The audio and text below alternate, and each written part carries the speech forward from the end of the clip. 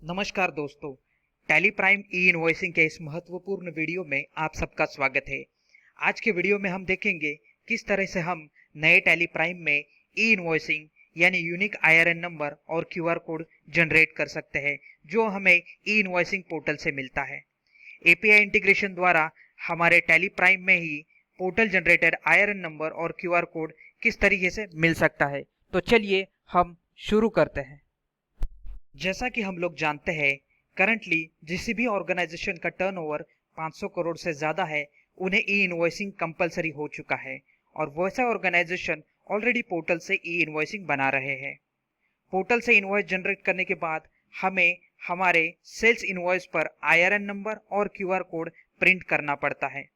और as per government notification 88/2020 आप देख सकते हैं 1 जनवरी 2021 से जिस भी कंपनी का टर्नओवर 100 करोड़ से ज़्यादा होगा, उन्हें भी ये ई इनवॉइसिंग कंपलसरी हो जाएगी। सो अब बहुत सारे ऑर्गेनाइजेशन ई इनवॉइसिंग के लिए रेडी हो जाएंगे। सो अब हम लोग देखते हैं किस तरीके से टैली प्राइम में ही हम लोग ई इनवॉइसिंग जनरेट कर सकते हैं।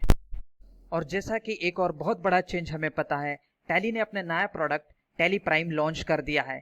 अब बहुत सारे ऑर्गेनाइजेशन tally.erp9 से टैली प्राइम में माइग्रेट हो रहे हैं।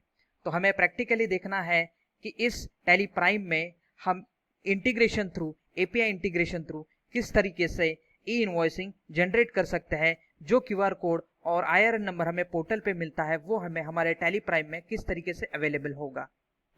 यहाँ पे टैली प्राइम में मैंने अपनी कंपनी ओपन कर दी है और यहाँ पे F1 हेल्प के अंदर एड ऑन एंड टीडीएल में मैं अपना टीडीएल लोड कर दूंगा। जैसा कि आप देख सकते हैं, ई इनवॉइसिंग का टीडीएल मैंने हमारे टैली प्राइम में लोड कर दिया है। जैसा ही मैं अपना टीसीपी लोड कर देता हूँ, मुझे यहाँ पे ई इनवॉइस इंटीग्रेशन का ऑप्शन मिलता है, जिसके जरिए मैं ई इनवॉइसिंग जनरेट करता हूँ। तो सबसे पहले हम एक सेल्स एंट्री के जरिए देखते हैं किस तरीके से सेल्स एंट्री मारने के बाद हम अपना ई इनवॉइसिंग टैली प्राइम के अंदर ही जनरेट कर सकते हैं। जैसा कि आप देख सकते हैं, ये हमारी एक सेल्स एंट्री है। सेल्स एंट्री पास करने से पहले कुछ चीज़ें हमें वेरीफाई करनी है। लाइक पार्टी के ऊपर जाने के बाद हमें सबसे पहले वेरीफाई करना है कि पार्टी रिलेटेड डिटेल हम लोग ने प्रॉपरली डाली है या नहीं। इसके लिए हमें पार्टी पे जाके कंट्रोल एंटर करना है और देखना है पार्टी का एड्रेस, उनका स्टेट, कंट्री, पिन कोड और जीएसटीआईएन नंबर हमने प्रॉपरली डाले हैं। उसके बाद हम लोग स्टॉक आइटम के ऊपर आके स्टॉक आइटम रिलेटेड कॉन्फ़िगरेशंस भी चेक करेंगे, जिसमें हम लोग देखेंगे एचएसएन कोड और टैक्स रेट प्रॉपरली डाले हैं या नहीं। ये एक बार हमारा चेक हो जाएगा, उसके बाद हम ई इनवॉइसिंग के लिए जा सकते हैं। एक बार आपका एंट्री पूरा हो गया, एंटर करके आप एंट्री को एक्सेप्ट कर लीजिए। अब हम लोग ई इनवॉइसिंग जनरेशन का प्रोसीजर देखते हैं। यहाँ पे हमें एक ऑप्शन मिलता है ई इनवॉइस इंटीग्रेशन। उसमें आने के बाद हमें सेल्स में आके जनरेट इनवॉइस पे क्लिक करना है। यहाँ पे आप देख सकते हैं आपके जितने भी इनवॉइसेस थे उसका एक लिस्ट आपको मिल जाएगा।